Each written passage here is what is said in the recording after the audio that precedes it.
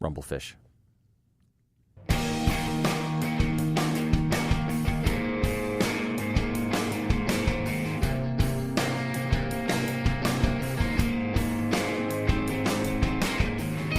This is the time, this is the place, and this is FC3 Monkey Business, your one-stop shop for everything geeky. And since everything is geeky, when you love it enough, you never know what you're gonna get.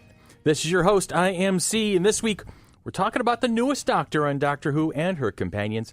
After that, stick around for the upcoming events and our question of the week. And I'm on a dare right now, so no, I no, don't you dare! I need to figure out what voice I need to use tonight. What's a dare, Chris? What's the dare? I think they were challenging to see what kind of voices I could use today. I'm going to get stabbed with a pen somewhere along the line. I'm pretty sure of it. Although the producer knows you don't stab the talent. And a shoe thrown at and you. A shoe There's a second talent, so she can stab We can the first. do this without you. Oh, okay, fine. Works for me. I need a day off. Can you do it without me? Cashman. I know. Seriously, can you do it without Billy, though? Cash and Aaron are in Aaron, the they can production come booth. in and help How you out. doing, guys? They just recorded their podcast down the hall. Nice. So in the studio with me, as usual, is the legendary Billy DeTore. Hi. Not to be confused with the infamous Billy DeTore that they were talking about earlier this week on his Something normal like show. that. The Yeah. infamous Billy They DeTore. were talking about the infamous Well, Billy they were DeTore. discussing how infamous is a wrong term to use when some people decide to use it. They think it's good, but infamous is bad. Yeah. So it means I was listening. Yeah. Yeah, I was listening. Well, Thank we do you. listen. I do listen. Yes. And that's the Only voice until about of 7:05. And that's the voice of the equally legendary Tanya Metris. Hello, which Tanya Metris. I don't know how long this voice is going to last today. I know you've been a little under the weather lately. Just a little bit. That's okay. Well, we're not going to Water, push you. cough drops, the cough button. I got it. It's all good. She's set. To my right is somebody else that I'm going to talk about in a moment. To my left I was going to stab is you the with a ever pen. wonderful Ann. Hi, Ann. Hi, Chris. How's Ann Liebeck doing today? We're good. We're good? You hanging out with us today? It is. In this Got a couple cold of weather episodes day. going on. And then the mighty monk. Miss Alana is here. There she is. But and also to my right is our lovely producer, Sherry, who is going to stab me with a pen somewhere before the end of the evening. I'm pretty sure of that. I'm watching Cashman in the booth trying to figure out what he's mimicking for us type thing. He's like They should come in and join us, man. counting or whatever. Yeah. Come on in. Come on Doctor in, Who. We're going to talk about Doctor Who, and later on, next week, we're talking about Buffy the Vampire Slayer. So We might get Aaron. Yes. we got it. Aaron, you need to talk about your teenage angst, man. Go over to Weezer. Yeah, seriously. There. How much time do you have? I can talk all day on that. Which one, Doctor Who or Buffy? Or teenage angst. Yeah. I think even at our ripe old ages, we still manage to get into the teenage My angst every so coworkers, often. Aaron Sawicki and Rich Jones, have also joined us right now. There you What's go. going on, everybody? It's good to be here. It's a thing. It's good to see you guys. Thanks for the invite for a few seconds. I've always wanted to sit in on you guys. You guys are fantastic. Oh, thanks, man. Appreciate it. So much. Hey, since you know how to push the buttons, I may leave. Except I'm your ride. Also, can I just Yeah. can I just say it feels weird to just be kneeling right here? I don't know what's been here. Sorry, I just on the chair. Let me tell you, there's been a couple of occasions where I've sat in that spot, and yeah, you feel this aura of, it's hard to describe. Power. Aura of I power. would say channeling legendary talk radio. That's it. But powers. I feel like I should really have like a much deeper, more gravelly voice when I'm sitting there. Give me a little while. Give- I'll give- probably have that gravelly voice. Tanya's been fighting off Next something all week, weekend. that will be Tanya. All right, so how we doing, gang? Everybody's good? We're all having a we're good good. time? Aaron, things are coming along real well for you guys over there? Things are awesome on the K&B show right now. Yeah, we've got Nice. a new producer over there. Yeah, and she seems to be doing a Chrissy? pretty good job over there. Yeah. Chrissy's having some fun. Chrissy's great. I've been showing her the ropes, and we're just having a lot of fun. That's the key. Yeah, that's really That's all I the can key. say about it. Did you know this is like, what episode is this for us? It's like 101, 102? 103, I 103? believe. So we've done this 103 times now, and we still keep coming back for more. Why? So we got to be doing Glutton for something. punishment. We got to be doing something we're enjoying, I guess. That's a thing. There it is. So, all right. So we're going to take a quick break. When we come back, I'm going to try on a couple of different voices, and then we're going to be talking about the most recent series of Doctor Who, because that's Yay. a thing. And I'm going to vamp until the music starts. There we go. I had to find it. I'm out of practice. It's all right. It's all good. We still love you, Billy.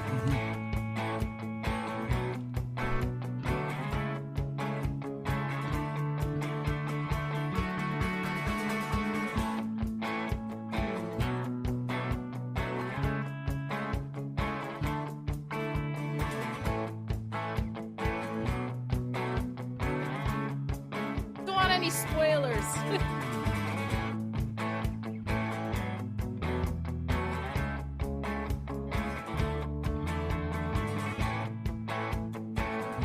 think we scared them off. Probably. I would be afraid. I'm often afraid of us. My mom asked this morning how she could listen to us.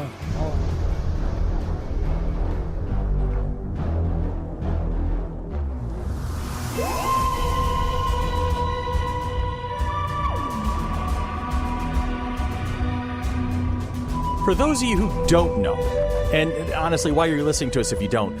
Doctor Who is a BBC science fiction television program that began in 1963. Let that one soak in for a moment. In the show's narrative, the Doctor is a time-traveling humanoid alien from a race known as the Time Lords.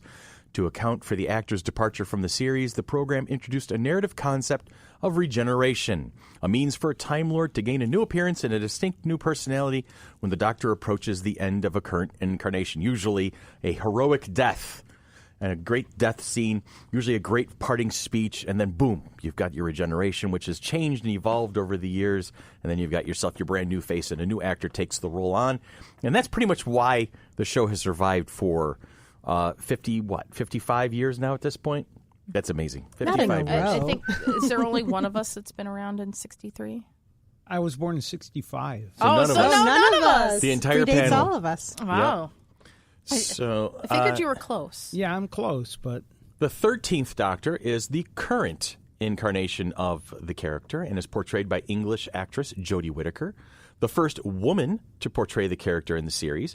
Whittaker appeared the first time as the 13th Doctor at the end of the 2017 Christmas special, Twice Upon a Time, and stars as the Doctor in the program's 11th series. All right, so there's a whole write-up here, and I'm going to go through it because I think it's pretty cool. So I'm going to do this some justice, and then we're going to jump into talking about what we think of it. The concept of a female Doctor was first mentioned in 1981 when Tom Baker suggested his successor might be female. I remember the direct quote. We were talking about this in the car right over, Sherry. He was saying something to the effect of, well, good luck to whoever he or she is. And people went bonkers with that. That was amazing. So after announcing the end of his tenure as the fourth Doctor, this occurred. Producer John Nathan Turner later discussed the possibility of casting a woman as the sixth Doctor to replace the departing Peter Davison's fifth, claiming it was feasible but not something he was considering at the moment. In October of 1986, during the transmission of Colin Baker's final season as the sixth Doctor, series creator Sidney Newman wrote to BBC controller Michael Grade with a suggestion that at a later stage, Doctor Who should be metamorphosed into a woman. Dawn French, Joanna Lumley, and Frances Delatour were suggested by Newman in 1986 for the role, but were dismissed by the BBC. Lumley later appeared as a satirical version of the 13th Doctor in the 1999 comic relief special The Curse of the Fatal Death.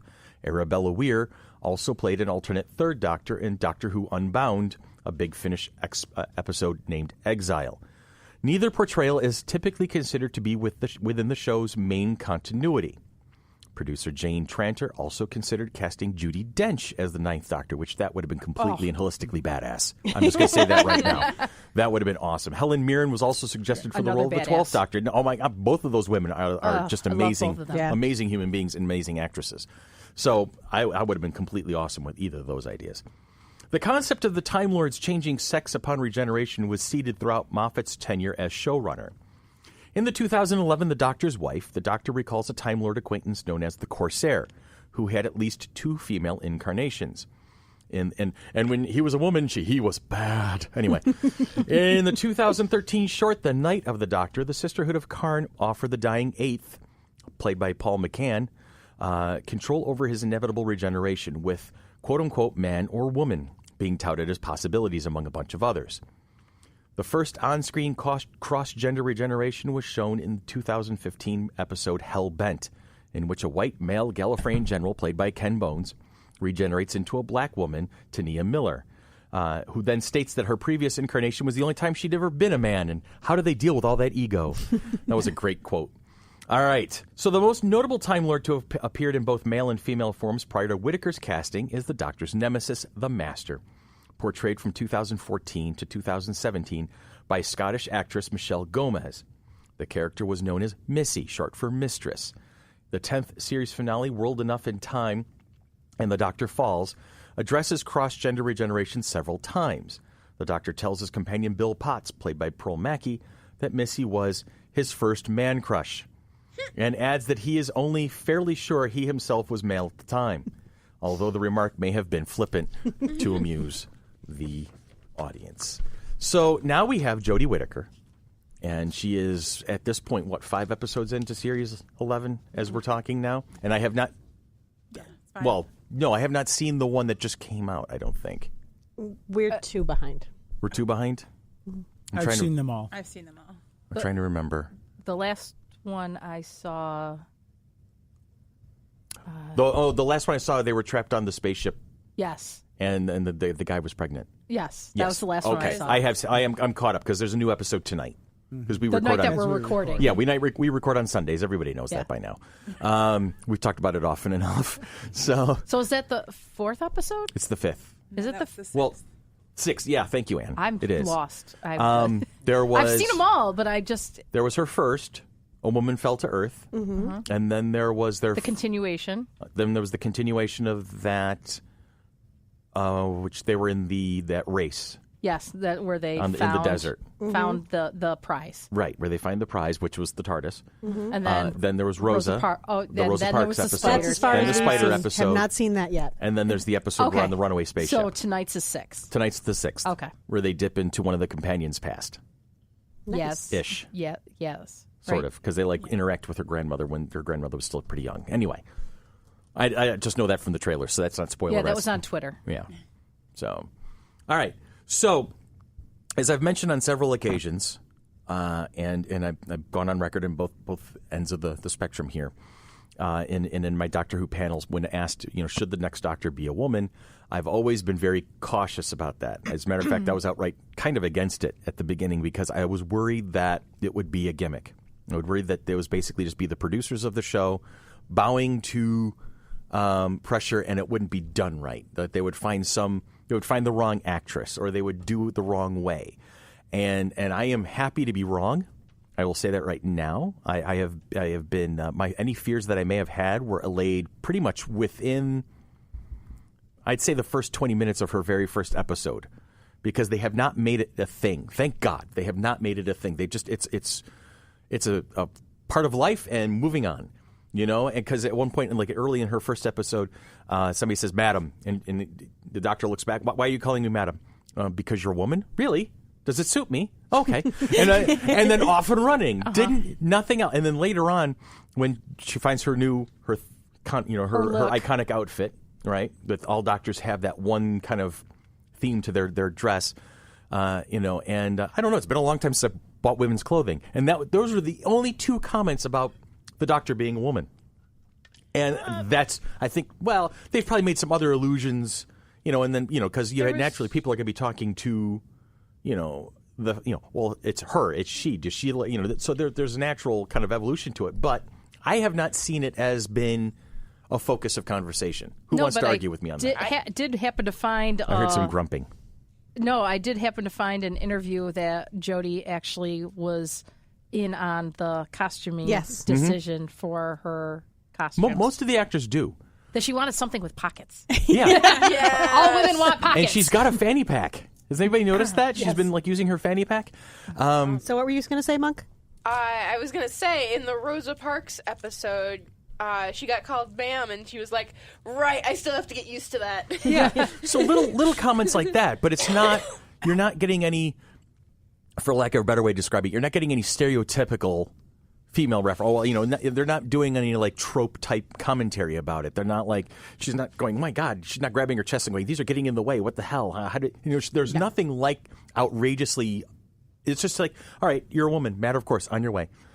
Which I think is the best way to handle it. But I have to say that I do like that they're not ignoring the fact that that's going to change how she interacts with history. Mm-hmm. When they go back, even in the Rosa Parks, she had to remember that, okay, I'm not a white man-looking person. I'm a woman. Mm-hmm. And I like that they really, really did that very strongly with the 2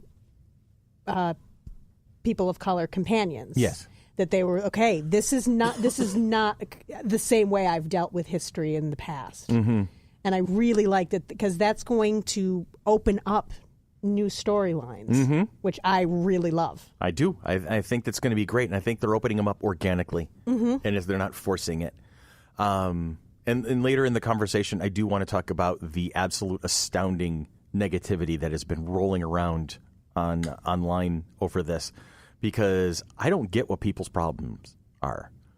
I mean, it's amazing. Like the crux of it, every comment I've heard that's negative or read online is the writing is absolutely atrocious. The writing is garbage. The writing is horrible. I'm like, are we watching the same show? Yeah. Are we? Yeah, seriously, are we watching the same show at the moment? I disagree, but I think that it's been uneven, to be honest with you. But a first series But not of bad. a new Doctor, I've enjoyed it. There's just some episodes I've enjoyed more than others, but I haven't gone away going, I'm never going to watch this again. I'm outraged at what they've done.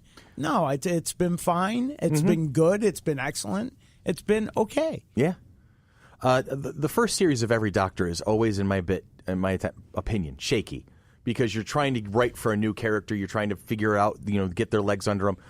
Russell T Davies had it easy because nobody had expectations about Doctor Who when Christopher Eccleston jumped back on in 2005. See, I see it as being just the opposite. He had a lot riding on it. If people you want the success it, of the show, but there's not a lot of preconceived notions from a new audience, though. True. You have what you're dealing with right now is you've cultivated a brand new audience in the modern internet age where everybody has a damn opinion, whether you like it or not, right? So you have the preconceived notions of everybody who watched the show in the past, and you're trying to impress them. So if you do a decent enough job, you will, but then you have to tailor that for a whole slew of other people. And then he was already in his stride when David Tennant took over. He wrote for David Tennant. So that's why David Tennant's first season, in my opinion, is probably the strongest of all the new guys, because he'd already had his writing stride. He knew what his rhythm was going to be. He just had to tailor it to go from Chris to Dave. Yeah. Now, when David leaves and you get Matt Smith, Stephen Moffat's taking over, so now the first couple of episodes of Matt Smith's tenure as the Doctor are a little weird at times because you have a new showrunner and a new Doctor, and they're trying to figure each other out. Yeah. As much as I love the second episode of Matt Smith's Doctor, is that the Victory of the Daleks? No, it was the Beast Space Below. Whale, huh? Beast Below. Yeah, Space Whale. As much as I loved that episode, I thought it was a fantastic episode and had dealt with a lot of things. That portrayal, Matt's portrayal of the Doctor, is so vastly different than anything else you see from him at any other point that it was such an anomaly that going back and watching it, it feels weird. It feels almost a little bit like he's channeling his inner 10. Actually, yeah. Like the episode was written for David, but but Matt's the one kind during the time when I started really having issues with 10. 10's departure or 10? Just when he got so angry and arrogant, I really had an issue. Yeah, the final episodes of David Tennant were not my favorites. No, they're great and they're powerful and they're emotional, and I wish they didn't happen. Yeah. But so anyway, the point comes all the way full circle to the fact that we have a first season with a new showrunner, in essence, a new production crew. You have a new Doctor. You have a new attitude for everything. So, they're trying to find their feet, and I think they're starting to. I'm starting to see the 13th kind of coalesce a little bit more into her own personality. My humble opinion is that the fact that Jodie Whittaker and David Tennant are such good friends because they've worked on a couple of different shows before, and they are good friends. They chat all the time. I honestly think that Jodie is channeling her inner David Tennant a little bit too much. I see a lot of 10 in 13, which not a bad thing because 10's a very popular character, but I'm seeing a lot of 10's delivery and 10's mannerisms in 13 at the moment. But I see a lot of 11's manic energy. Yep. Yes, I do see that. I'm reading something on Radio Times, and it was put out about 5 hours ago. It says the Doctor Who half-term report. How is Jodie Whittaker's first series doing so far? That's the whole thing. Okay. And so there's been a lot of different people putting it. Jonathan Hughes states, Jodie Whittaker is the Doctor. She inhabits the role more naturally than Peter Capaldi did at the start, perhaps because she's channeling the excited puppy mannerisms of Tennant and Smith. See, there we go. Yeah. So it just kind of confirms what we were just talking about. I love it when the professionals agree with me. Yes, Alana, go. I think one of my favorite things was when her first episode, you got to see a mixture of Capaldi's and Tennant's, what they were like after they regenerated. Yeah, it was almost like she was bounding back and forth between 9 and 12. I didn't see many of the classics in her. You know, you could probably say that 10 and 11 are kind of like evolutions of 7 and a bit of 2. Well, those were her quote-unquote most recent regenerations, so that would be like the memories that she has right to the surface. So, I mean, I did see a lot of her channeling. I even saw her channeling 9 on a couple of occasions when she got a little stern with people. Yes. You know, people can say, well, that was 12, but no, 9 was ridiculously on people's ass if you were in his crosshairs. And I did like something that she did that I don't remember any 10, 11, or 12 doing. It was her commenting, I mean, except other than the teeth, when he's like, new teeth, I got to get used to that. Her talking about, my arms used to be longer, and her like trying to get used to this whole new body. And maybe it's because, like, with 11, he really didn't have time. He was dealing with crisis immediately. And 12 didn't know who he was. Right. But she had a little bit of disorientation, but I think that was more from being thrown out of the TARDIS. And Lana has a theory that was stop regenerating in me. You keep breaking my the TARDIS is a little pissed off that the regenerations keep happening in the console room. So can we cut the crap on that one, please? We had enough of that. That hurt. Yeah, but I liked those references where, I used to be, my arm, I loved that. My arms used to be longer, or referring to the white-haired Scottish gentleman. Yes, half an hour ago I was a white-haired Scotsman. Yeah. So I like that, and that was, and the only one I remember doing that was Tennant.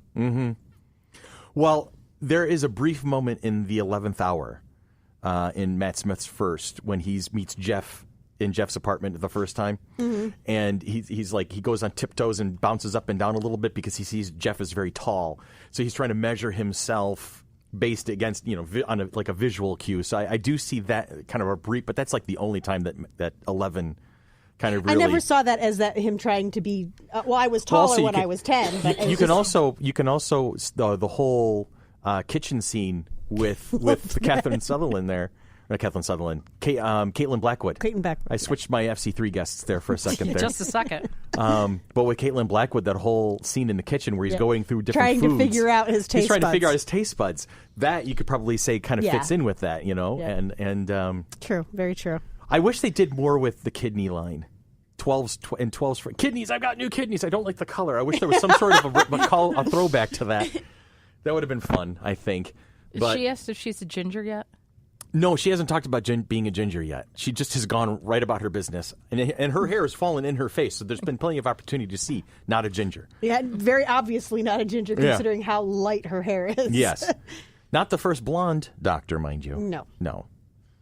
That's, go ahead. Maybe that color of blonde, if she's not. No, Davison and Colin Baker were both light blondes. Yeah. Okay. Or pale blondes. Yeah, fair-haired. Yep. Okay. But I like that she went through comatose, and I don't quite remember who I am at the same time. Yeah. That's nice. Yeah. So, like I said at the top of the conversation, I'm happy to be wrong at this point. I am enjoying Jodie Whittaker as the Doctor. I'm really thinking she's doing a good job. She has not given me that quintessential moment. She's not a favorite yet. Like Peter Capaldi had that speech in the Zygon inversion. About war and what he saw in war and the way that he reacted to the Time War and how it changed him forever as an individual, how he will carry that memory for his entire lifespan, no matter what his face is.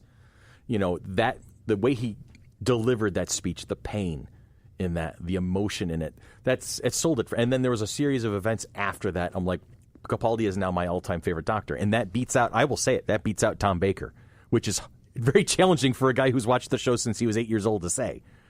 So Jodie hasn't had that moment yet. I don't remember the name of the episode, but the Peter Capaldi one that really made me adore him was the one where they visited him as a child.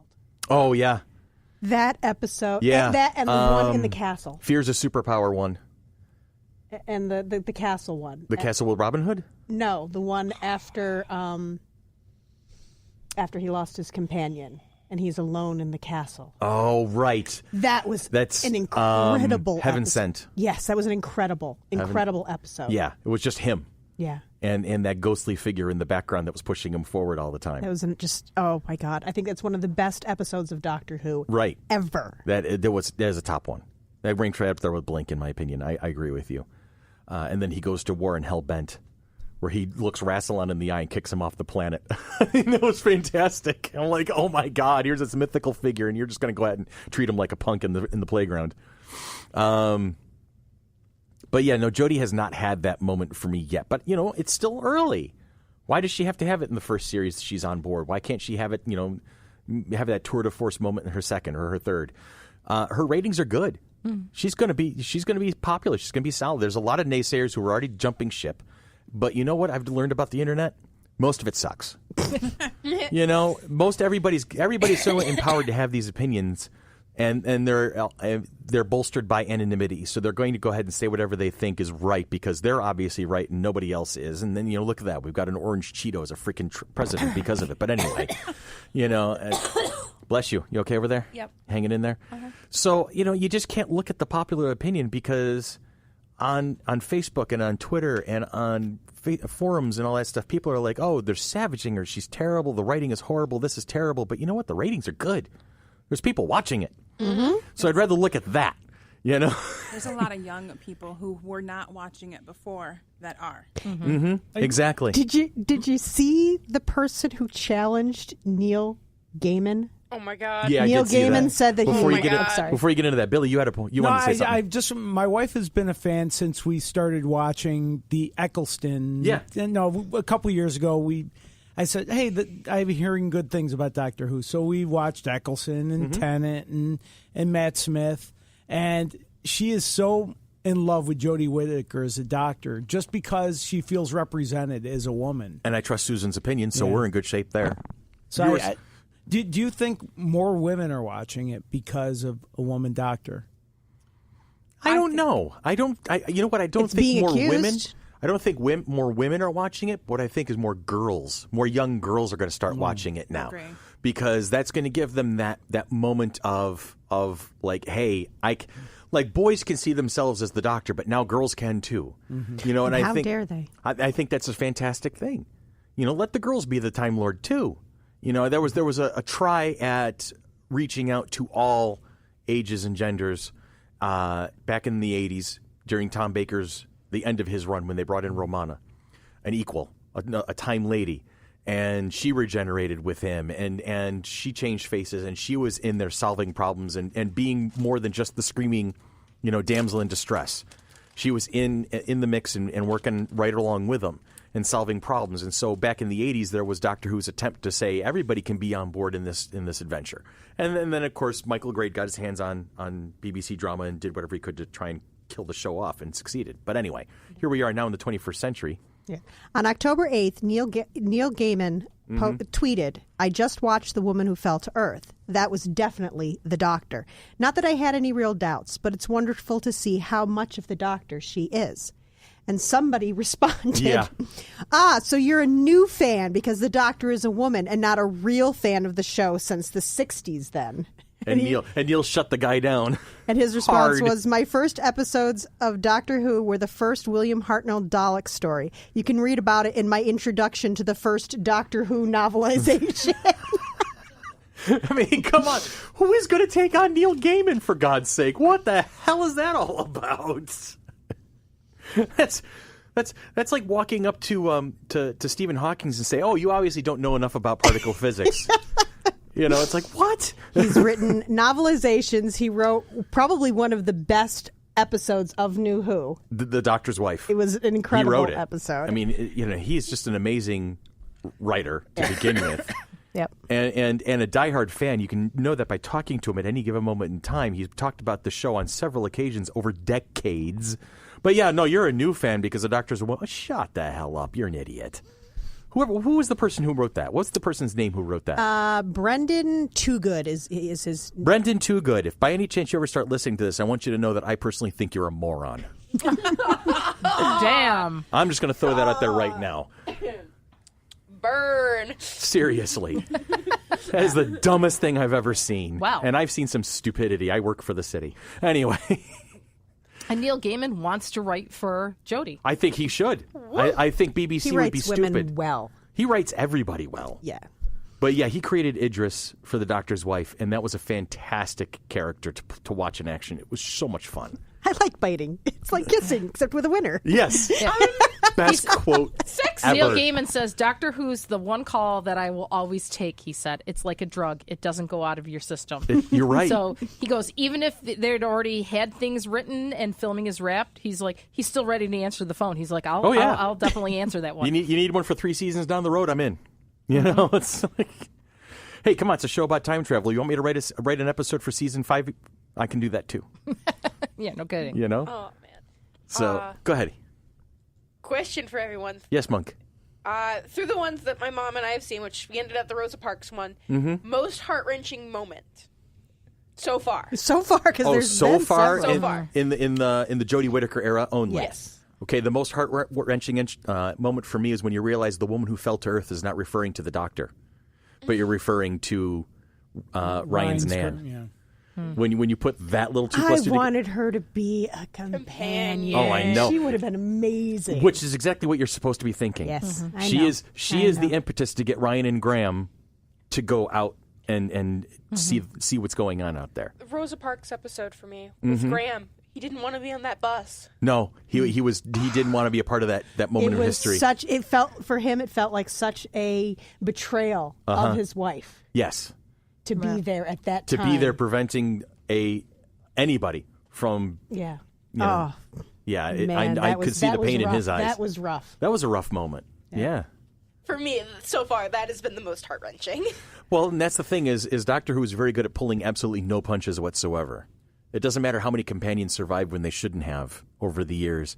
There's always going to be that moment that drives the knife right into the old chest there, and it's like, oh, okay, that happened. See, I'm a sucker for the perfect musical cue, and that Andrew Day song "Rise Up" at the end of the Rosa Park episode. Yeah. Yeah. It's okay. You got to close it. There you go. That's it. That's it.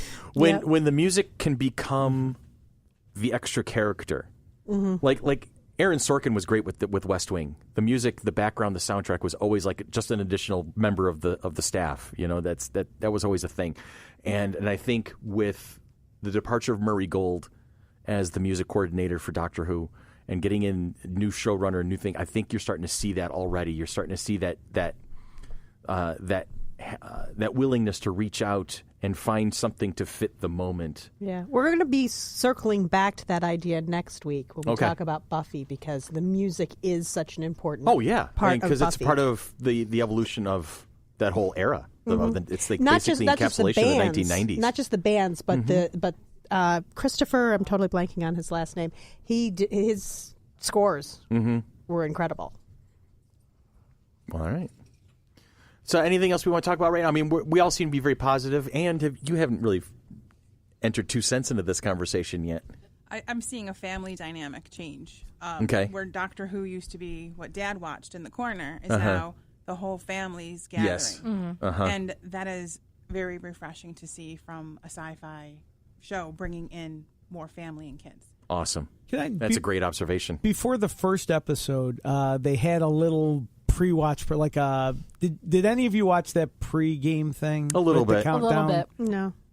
I was little. just curious your thoughts. It seemed too. I wanted to Ham-fisted. enjoy it, and It seemed a way bit too ham-fisted. forced, Yeah, it was too. We want you. You're gonna like it. You're gonna like. This is gonna be awesome. This is gonna be great. Instead of touting what it represented, it was. I'm not sure what I expected, but it wasn't that. I will tell you this. I'm very disappointed with BBC America because the channel itself does not get it.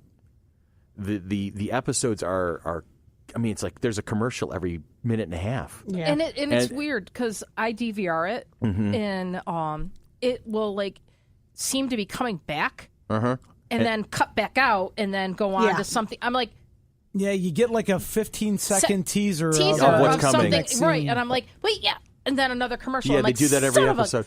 They also they kill episodes too, because I was watching the marathon leading up to Jodie's first, and I've seen these episodes on DVD. I've seen these episodes first run, and there are a lot of pieces and parts missing.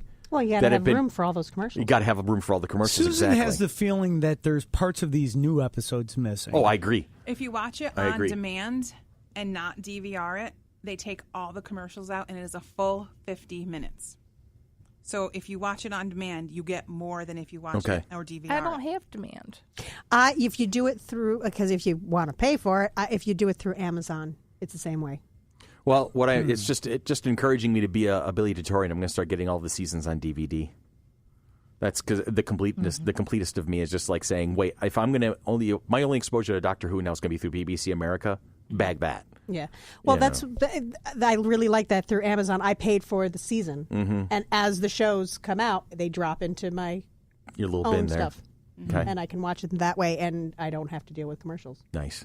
I noticed it when I was watching the Rosa Parks episode. I was watching it on TV, and I'm like, I can't sit through all these commercials. No, it's terrible. Yeah. And it's terrible. 2 days later, my husband and I were watching it on demand, and there were parts that I'd missed that was in the on demand. Mm-hmm. Yeah. So, we can't leave until we talk about two things. Okay. One, the new sonic screwdriver. That she made herself. Yep. And two, the companions. We haven't really touched much on them. We've talked about them a little bit, but... Well, the screwdriver we can have a conversation about running all along. That's fine. But yeah, the companion dynamic is a lot different, isn't it now? Mm-hmm. Do you feel there's too many of them? No. There have been several occasions, and I don't understand what people have said over the years, but in New Who, you haven't had that many before.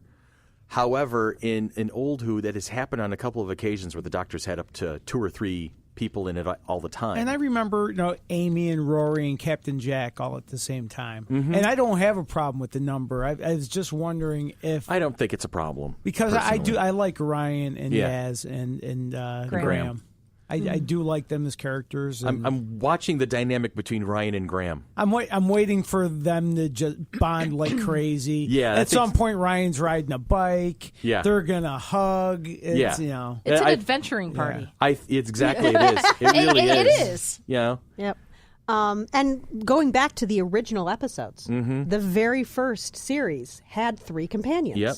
Susan, Barbara, and Ian for a good 2.5 years.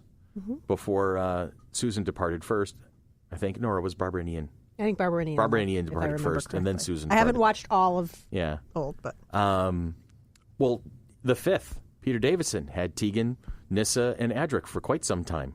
The 4th had picked him up, so they were all together. And so there are several occasions where the Doctor had multiple companions. I don't think that's the problem. I think people are just having a hard time adjusting.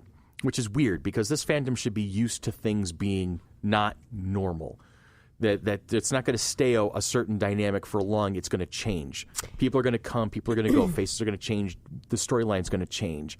So, I think they're looking at this because with several companions, there's been, even if nothing was done with it, there was some romantic undertones going which is on. new only to New Who, really. The Aztecs. Well, the Doctor was engaged. Yeah, but he was also not thoroughly in on the plan. He had a date. Yeah. Did he marry one of the queens of England? 10 is married to. 10 married Queen Elizabeth I. It was implied that 4 actually flirted with. I can't remember the queen. It was Mary Queen of Scots. And there was also a couple of implications that 7 had a few dalliances with. I can't remember. Now. It's just there's the thoughts are not in my head at the moment. And 11 married River Song.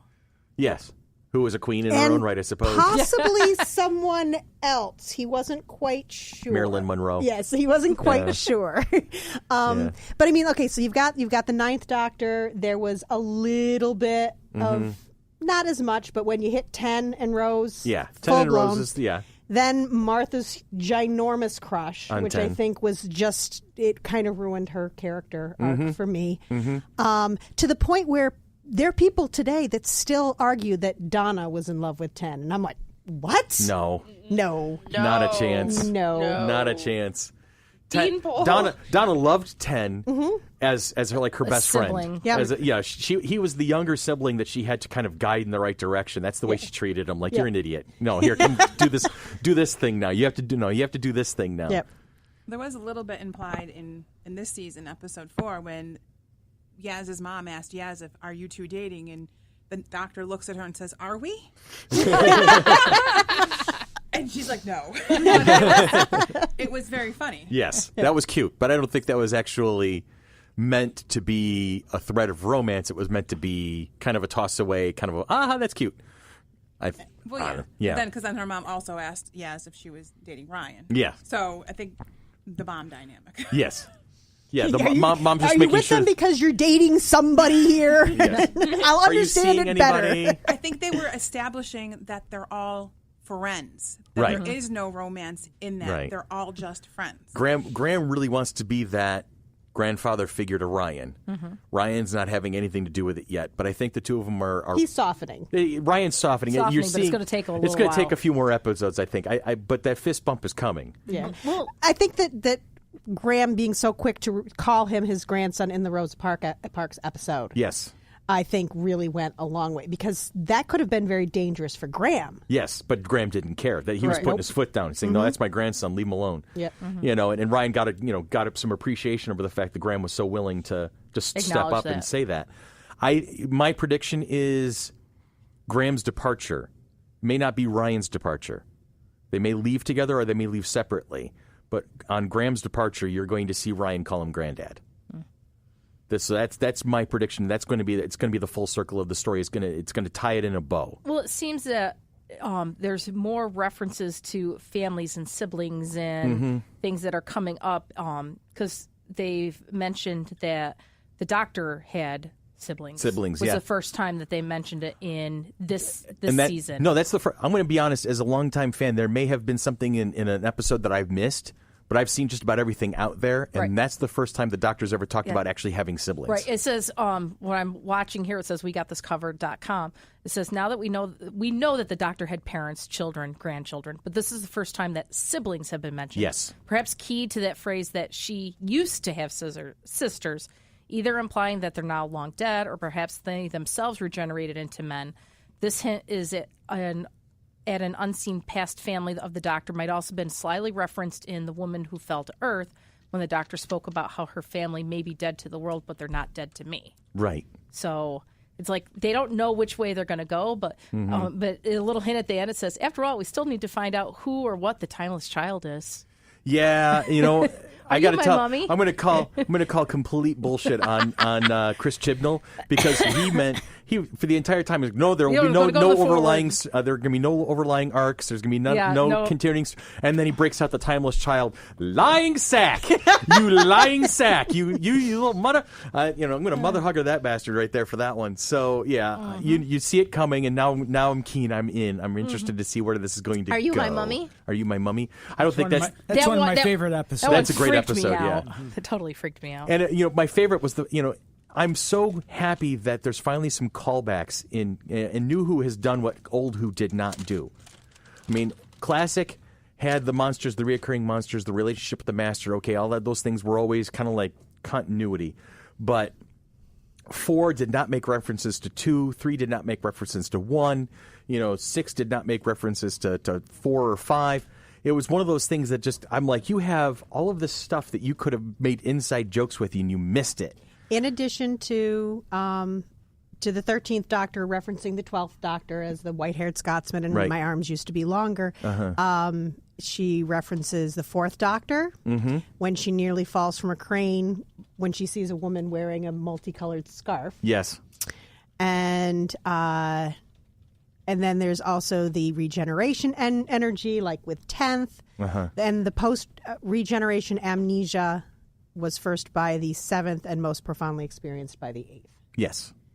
So I do like that, too. Yeah.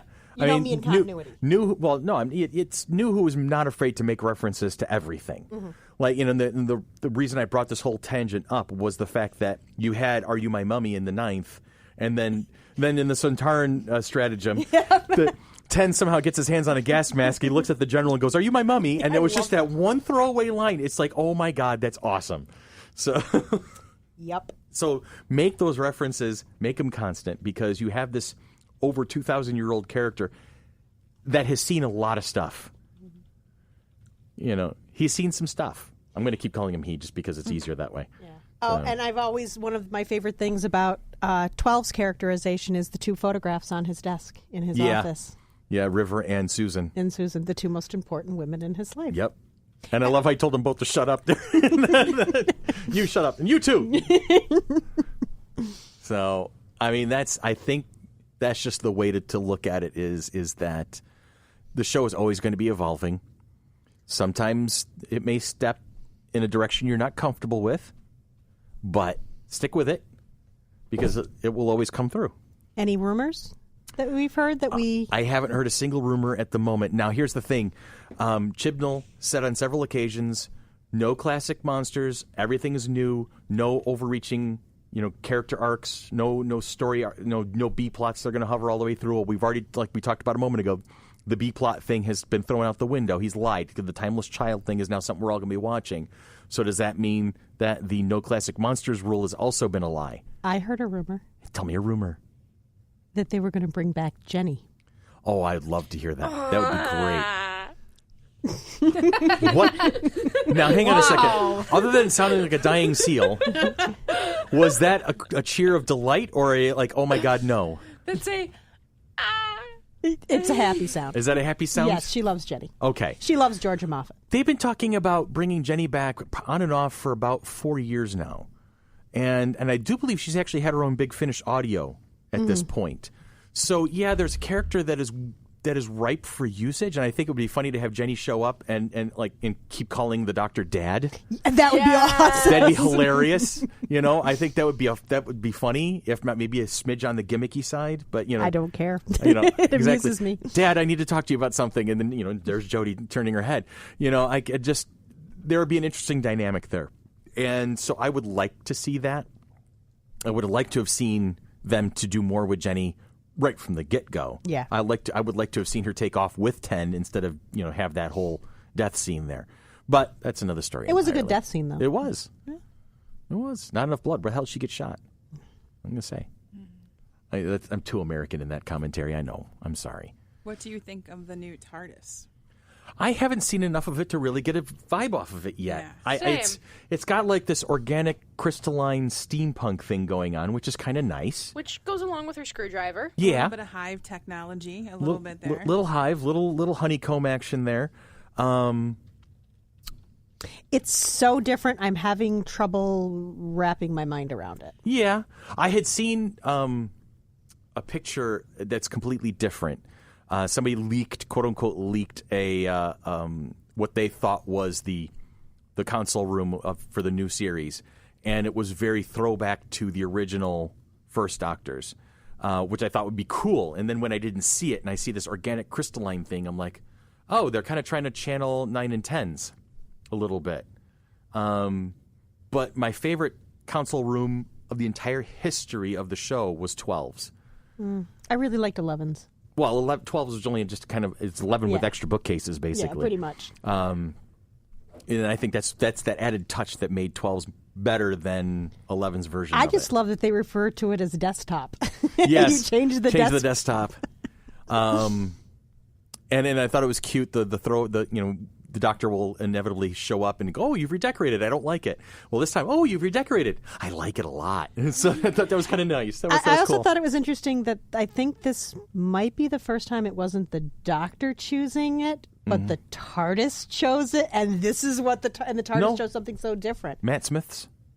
His original console room, the TARDIS came up with it on its own. Did it? I don't remember that. Because I remember him at the beginning at the end of his first episode. He opens up the door and he's looking. He's like, "Oh, look at you! Oh, you sexy thing." He was marveling over it. I never saw that as. I just thought as, "Oh my God, I'm back and you're here." I never saw that as, this is the first time I'm seeing this. Yeah, no, he did not have anything to do with that one. So I think it's great. Some of the theories are that because of her, the previous Doctor, the TARDIS is throwing a fit and redecorating how she wants to be. Yes. I'm not listening to you anymore. Right. You keep screwing me up. You keep regenerating in the console room and blowing everything to hell, so the hell with you, I'm out of here. I'm doing whatever I want to do at this point. Think the 13th Doctor will still call the TARDIS sexy?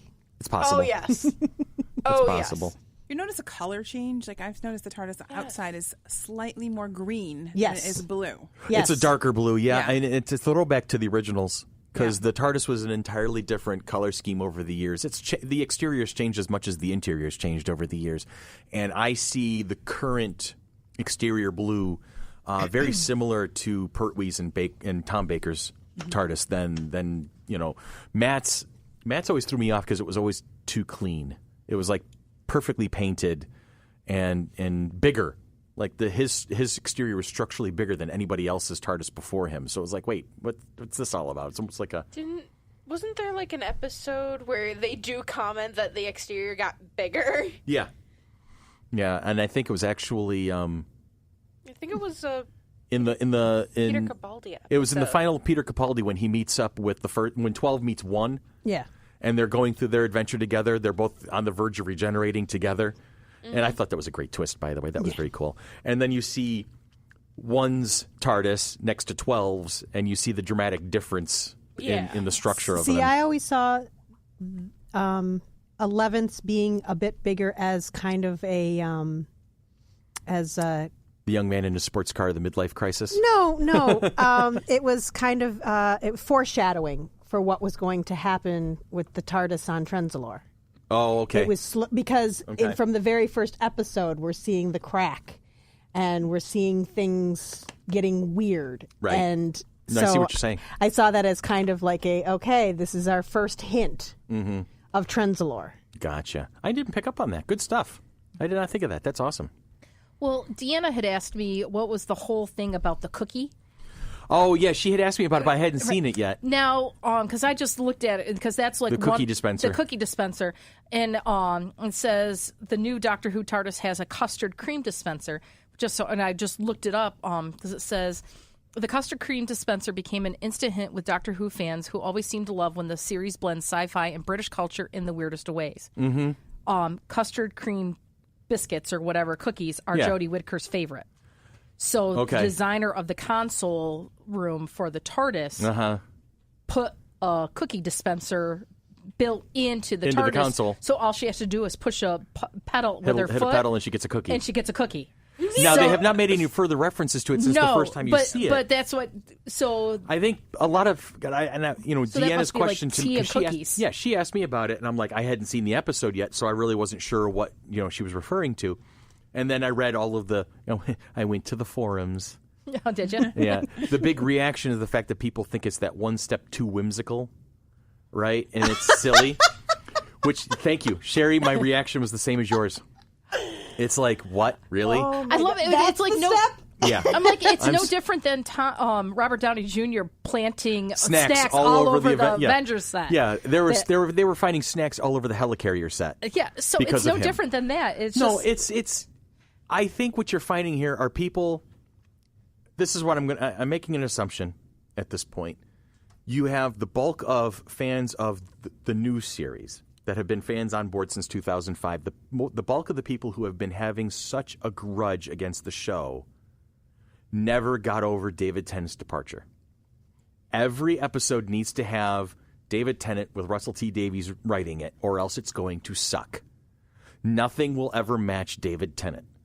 And I'm not going to throw shade at David Tennant because I loved him. I'm throwing shade at all the morons out there who don't get the show. They don't understand that it's about evolution. It's about change. It's about looking at things from a different angle. It's maybe you might see the Daleks every year for 12 years straight, But you're going to see them differently because you're going to see it from a different doctor. You're going to see it from a different angle, a different, But then after a while, they get old. And guess what? The Daleks disappeared for 6 years in Classic Who.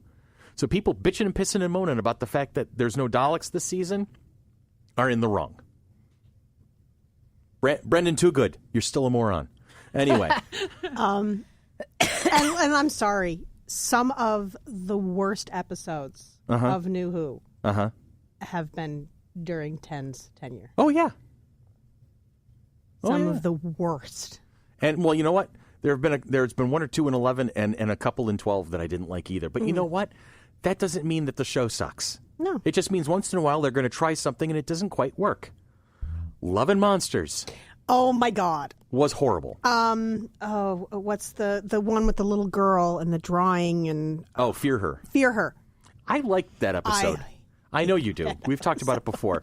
I didn't find it as offensive as you did, but I didn't find it one of the best. It was and one of those... anything with the Slovene. That's true.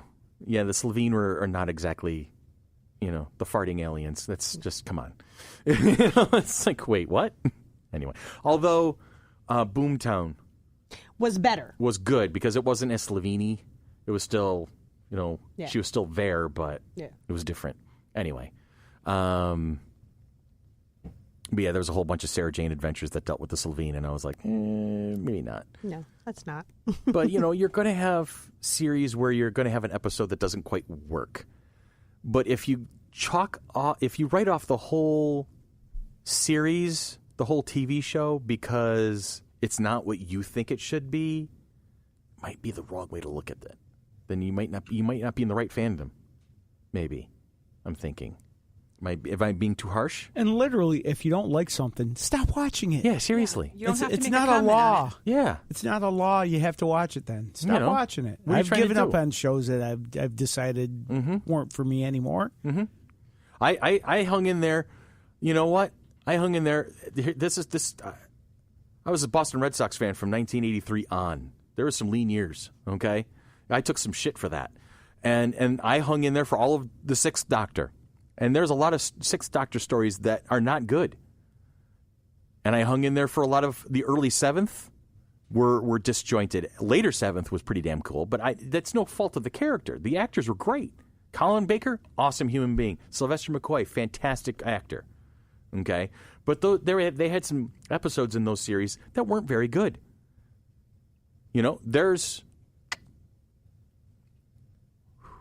I'm trying to think of a Ninth Doctor episode. There's only, 13 of them, because he only did the one series. The one where he goes to Satellite 5 the first time, and Simon Pegg's playing the frozen narrator or whatever the editor-in-chief or producer, whatever his character's name was. I didn't like that particular episode, but did I write off the series? No. Fear Her. Boom, Fear Her, Love and Monsters. Did that end me watching David Tennant? No. The End of Time was awesome, but there was some jump the shark moments in it. I was not a fan of Water of Mars. Water of Mars was tough. Victory of the Daleks was a horrible episode. It's like Matt Smith getting angry for no good damn reason. What was that all about? And in the new episode, Christopher Noth put on a terrible performance as the guy. Well, I liked a lot of it, but he gave one particular, what we call amazing acting moment when he reacted to the spider with a big ah! Yeah. That was just like he was that was too ham-fisted of an attempt to make a commentary about Trump, I think. Yes. It was too ham-fisted, but I love the Rosa Parks episodes. Yeah, I didn't particularly care for the spider episode. Yeah. There's going to be some bumps in the road always, but that does not mean the show sucks. Exactly. It's lasted for 55 years for a reason. So I don't know. People just need to just take a breath, have an open mind, and enjoy the show. Just enjoy the ride. And it's going to keep going, whether we like it or not. So there you have it. Anything else we want to talk about? I'm sure that sooner or later we'll have more to talk about. Oh, I'm sure. We only have 5 episodes currently. So. I know. Seriously. I'm looking forward to seeing more of what she's got. Right now, she's only signed on for this season. Oh, that would be a shame if she left. Yeah, I think so. Right now, she's only confirmed for this season. I thought she would have a 3-year contract. No? She's only confirmed for one season only. For one season. And that could be that they're renegotiating contracts or whatever, but I was just looking. She's only... They probably wanted a way out in case it backfired in their faces. I don't know. So I hope she signs on for more. I really do. I would hate to see... I would hate to see this like become... Christopher Eccleston. I would hate to see this to be an experiment. And now back to a white guy. Now you're in. Let's go all in. At any point, American? I don't think so. Want it. No. I honestly don't think that would ever happen because this is going to be this is a British icon. The BBC will always be behind it. You're going to see American companions. I think you might actually see other Time Lords pop up down the road, and one of them may be an American. But the Doctor being an American actor, I don't think will ever happen. I don't think agree. so. And I hope... Not unless they do a really good British accent. My first, I would see... He just happens to run into Dr. Sam Beckett. There you go. That would be amazing. The Doctor fixes Sam Beckett's leaping, sends him home. So you get the ultimate crossover of shows. Here are my predictions for future Doctors. You will see an African English instead of African American, I guess. A black Doctor. You're going to see a black Doctor. You're going to see an Asian Doctor. You're going to see a Harry Potter kid. One of the Harry Potter kids will come back to play the Doctor. Down the road. Tom Felton is up there. I'd say Rupert Grint. So he could finally be Ginger. I would even go so far as to predict Emma Watson as the Doctor. Ooh. Good or bad? I will throw that down. Yes. I will throw that out there. Or this would be the Harry Potter fandom dream. Rupert Grint as the Doctor with Emma Watson coming back as Romana. Okay, so you or have the two, opposite. Or and then having Rupert Grint as Romana. That would be hilarious. Okay, that's a great tip. I love that. That's phenomenal. Hint, BBC. Yeah, no, seriously. But no, you're going to see a Harry Potter kid. You're going to see a black actor. You're going to see an Asian actor. You're going to probably see an Eastern Indian. I actually thought we were going to see a black male Doctor before we'd see a woman. I didn't think so. I thought so. I didn't think that was going to happen. But yeah, you're going to see, with Chris Chibnall, you're going to see the door open up to anybody can be the part, which is great, as it should be. I agree. As it should be. I don't have a problem with that at all. So when I say that, it's not going to be, it's just the social justice warriors. I'm sorry, but Star Trek and Doctor Who are all about it. Even Star Wars, to its own degree, is about diversity in life. It says solve problems and battle injustice across the universe. Yeah. So if you're going to go ahead and say, it's just social justice warrior casting, then you don't understand science fiction. It's not that you don't understand Doctor Who. You don't understand science fiction. But that's another commentary for another day because we've been warming up for an assault on closed-mindedness for a while. Yes, we have. Yes, we have. We're gearing there. So you may see We're this going podcast there. head there in that direction. But anyway, break. Okay. That sounds good. And because this is a bit of a stretch, but since we're talking about doctors and time, comedian Brian Regan, and why doctors are always late. You ever go to a brand new doctor, and the moment he walks in, you're like, no. I was sitting there, I'm nervous enough. Doctor walks in, all the buttons on his lab coat were off by one. If he can't nail that task, I don't think I want his doctor paws on me. And I know this is going to sound like I'm making this up. This is the absolute truth. He was late. I don't get that. I don't get why it's okay for the doctor to be late. If I have a 2 o'clock appointment, I want the doctor looking at me at 2 o'clock. And the only way I think it would be okay for the doctor to be late is if at 5 of 2, you're in the waiting room and you notice from under the door that leads to the back rooms, a pool of blood. I think we might be delayed. Then it would be okay for him to be 5 minutes late. Clamp whatever's doing that and get me back there. I want to hear a clamp noise and him saying, my 2 o'clock is here.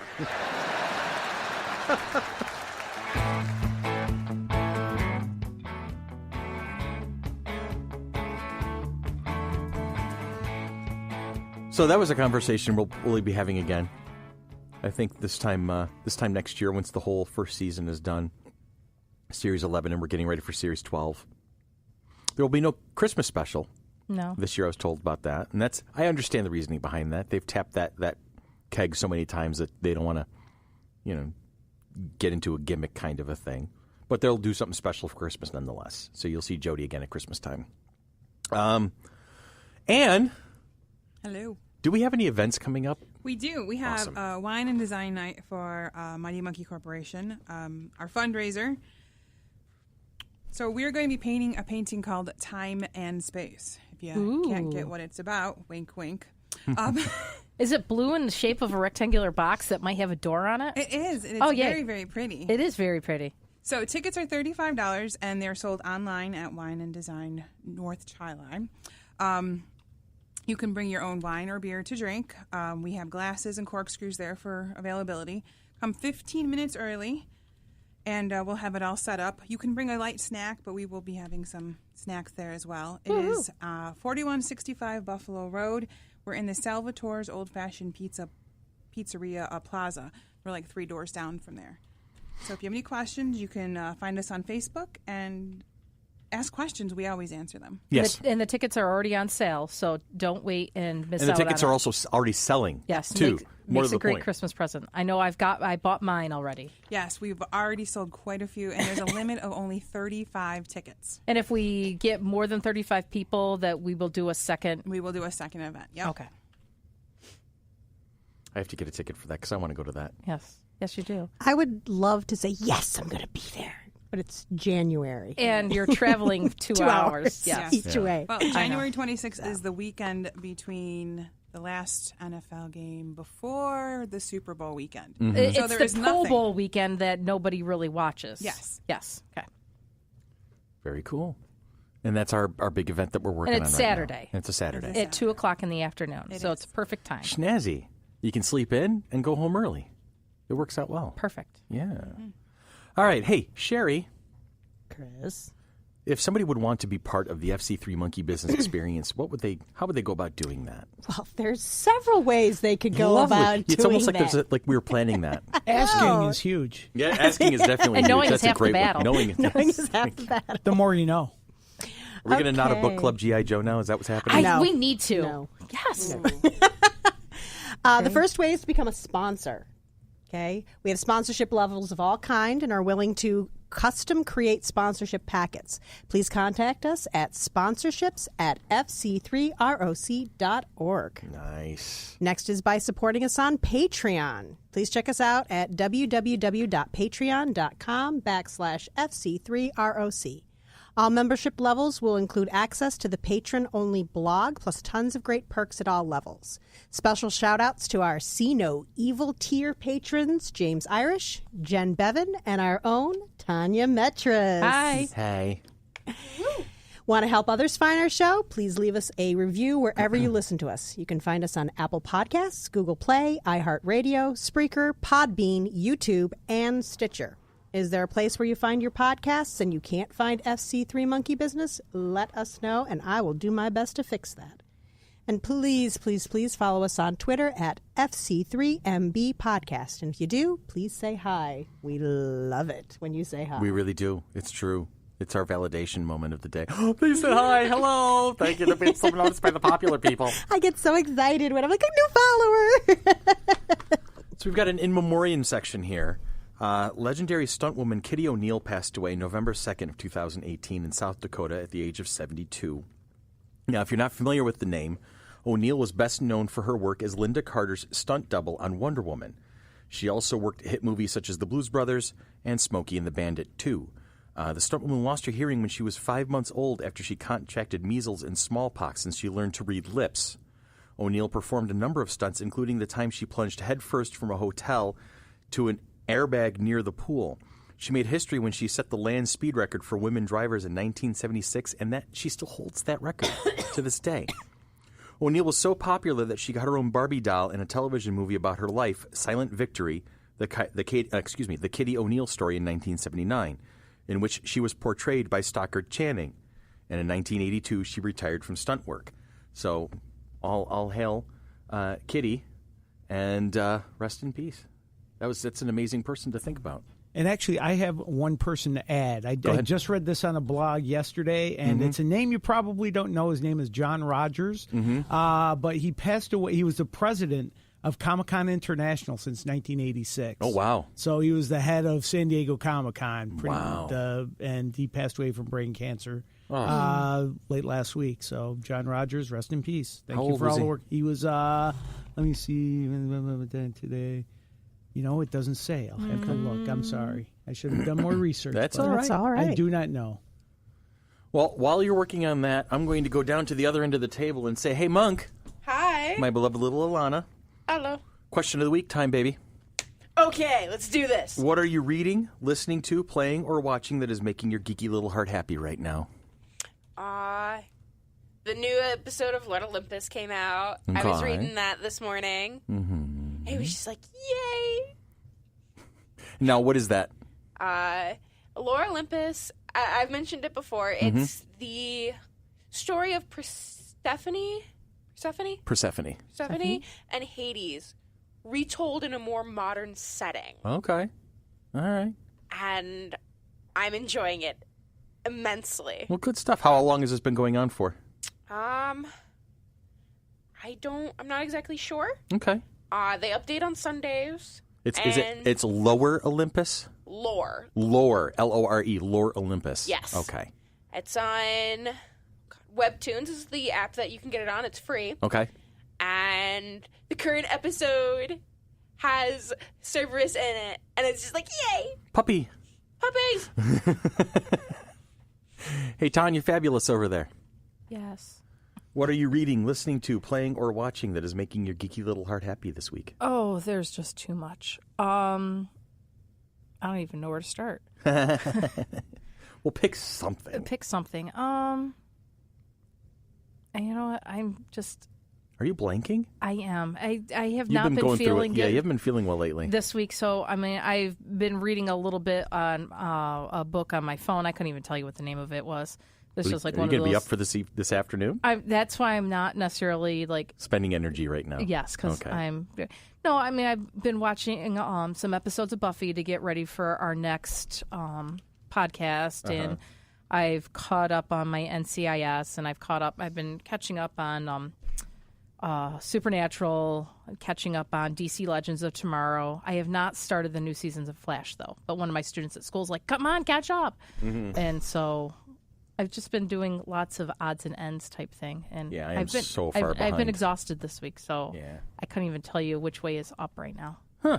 Well, I'm sorry to hear that. Hope you're feeling better soon. Other than me just sitting here, and I'm still helping Billy find out how old John Rogers was. Yeah, it's hard to find. I can't find it either. He looks relatively young. We're gonna say he's 56, just because. Okay, works for me. It looks about right. He was 56. Maybe a little older. Maybe he's older, or maybe he's younger. But. All right. Anyway, hey, Billy, how about you? My new favorite TV show. My wife and I have watched 2.5 seasons in about a week. Okay. The first 2 seasons on Netflix, and now we've DVR'd all of this season or watched it on demand so far. The Good Place, starring Kristen Bell and Ted Danson. I have caught a couple of episodes That show is the funniest show I've seen in years. Like I don't laugh out loud at sitcoms very often, and this show makes me laugh out loud. Ted Danson hasn't lost his stride, has he? No, and Kristen Bell, the whole ensemble cast is fantastic. Well, Kristen Bell she's not afraid of anything. She's a very fearless actress. I've noticed. She'll throw it out there. Her commercials with her husband killed me. Oh, God, the washing machine commercials? Oh, and when she was pregnant. Yeah. And, oh, my God. Is she the one that will lie to her children if they have something to do that they're if on a Saturday that their birthday's not that day, that it's whatever? It sounds like something she'd say. I've seen something like on Ellen or whatever. She's saying that she will lie to her children about the day of their birthday if they have something else going on that day. Yeah. So I highly recommend The Good Place. Okay. And... Hello. Same question, darling. Well, other than watching Doctor Who recently, I've been a little overwhelmed reading business journals on fundraising and running a not-for-profit corporation. Yeah, because you've been doing that lately, haven't you? Yeah, so I've been lucky enough to take on, I've been taken on by several local organizations, and they're mentoring me on how to be more successful. Cool. Teach me, mold me. use me. I can't go there. She's eating a cookie right now, so Tanya doesn't have a comment at the moment. There's a lot of comment going on. I'm open to suggestions on something that can take up my time to help me not just focus on this all the time. I'm finishing up painting in my house, so I can't Tap dancing. I suggest tap dancing. Oh, yes. That sounds like fun. I should try that. Maybe on Monday nights. There's this great class from 8:15 to 9. Oh, no. My feet still hurt. My body hurts. Sounds delicious. Yeah, I know. There's a cookie in my mouth, so. So anyway. I get caught with that all the time Yeah. on the radio. So. Yeah. Oh, Sherry. Hi. Hello. Hello. I've mentioned before that I'm a little bit of a Kickstarter junkie. Yes. You have a bad habit. I have a bad habit, but I have to say I don't spend a ton when I do it. I get a lot of PDFs and things for different things, and usually they're RPG related, but sometimes they're other things. And usually you pay for it and then you don't get it for months. So I'll just randomly get something in the mail, and I'll be like, "What the heck is this?" I'll have no idea what it is. So I got one this week, and it was a comic book that I had kickstarted, and it's wonderful. I love it so much. It's called Wash Day. Mm-hmm. And it was written by Jamila Rouser, and the artist is Robin Smith. Mm-hmm. And it's a slice of life comic. You know what that is? It's just kind of like a day in the life type thing. And I'll just give you the write-up for it. Wash Day is a slice of life comic that pays tribute to the beauty and endurance of black women and their hair. The story follows Kamana, a 26-year-old woman living in the Bronx, as she cares for her long, thick hair. As Kim goes through her Sunday morning rituals, we see the highs and lows of her day, from fresh coffee, rising rent, girl talk, and cat calls. Sounds interesting. It's really good. And I meant to bring it so I could show you guys, and I walked out of the house without it. But I really enjoyed it, and I would definitely kickstart another comic by these two amazing ladies, because it's a very simple story, but the artwork is gorgeous, and it just tells, this is the way things are, and it just is really, really cool. Nice. I enjoyed reading it. Yep, Lana read it after I did. So it was neat coming home and one day and it was in the mail. Uh-huh. Well, snazzy. And what's the name of that again? It's called Wash Day. Wash Day. Okay. Mm-hmm. So, Christopher, what are you reading, listening to, playing, or watching that's making your geeky little heart happy right now? This week has been kind of taken up by painting the house. I'm almost done with all of the initial interior painting that I've wanted to do in the new place. My goal was to kind of unify the house. It was very disjointed. Each room had kind of its own color scheme. I would say personality, but it really wasn't. And so kind of bringing the whole place together.